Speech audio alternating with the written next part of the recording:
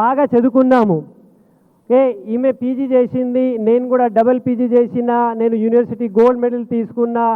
ఇదంతా చేసుకున్న తర్వాత కూడా ఎవ్రీ సింగిల్ డే మేము జాబ్కి వెళ్ళాలి. ఇన్ని డిగ్రీస్ ఉన్నాయి కదా, ఈ డిగ్రీస్ కాపీ నేను మా బాస్కి పంపించేస్తే నెలకు శాలరీ పంపిస్తాడు ఆయన? హలో, పంపిస్తారా? ఎన్ని డిగ్రీస్ ఉంటే కూడా ప్రతిరోజు వెళ్ళాలి, పని చేయాలి.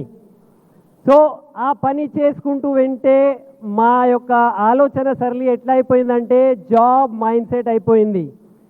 మాకు ఏదో ఒక పని డిసైడెడ్ ఉంటుంది, ఆ పని మేము వెళ్ళాలి, రైట్ చేసేసి రావాలి.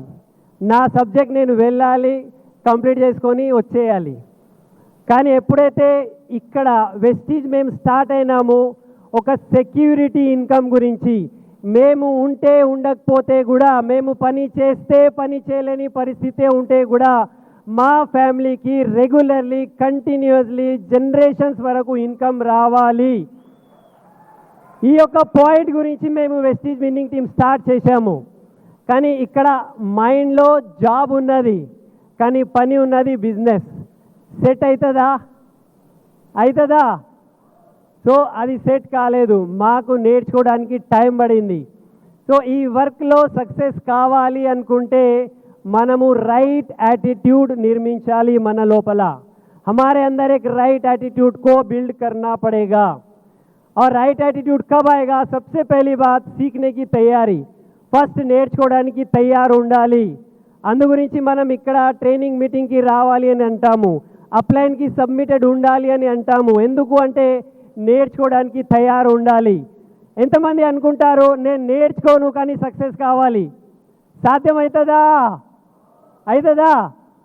సో బిజినెస్ మైండ్ సెట్లో రైట్ యాటిట్యూడ్ మన దగ్గర లేదనుకోండి, మనం సక్సెస్ కాలేము. సో రైట్ యాటిట్యూడ్ బిల్డింగ్లో ఫస్ట్ పాయింట్ ఉన్నది, మనం నేర్చుకోవడానికి తయారు ఉండాలి. అండ్ సెకండ్, బాధ్యత తీసుకోవాలి. మీటింగ్ నాది, ఓకే, టీమ్ నాది, ప్రోడక్ట్స్ నాది. ఏదైనా బిజినెస్లో అప్స్ అండ్ డౌన్స్ ఉన్నదంటే దానికి బాధ్యత నేనే. సో ఎప్పుడైతే ఆ బాధ్యత రెస్పాన్సిబిలిటీ మనం తీసుకుంటామో రైట్, అక్కడి నుంచి రైట్ యాటిట్యూడ్ బిల్ట్ అవుతుంది.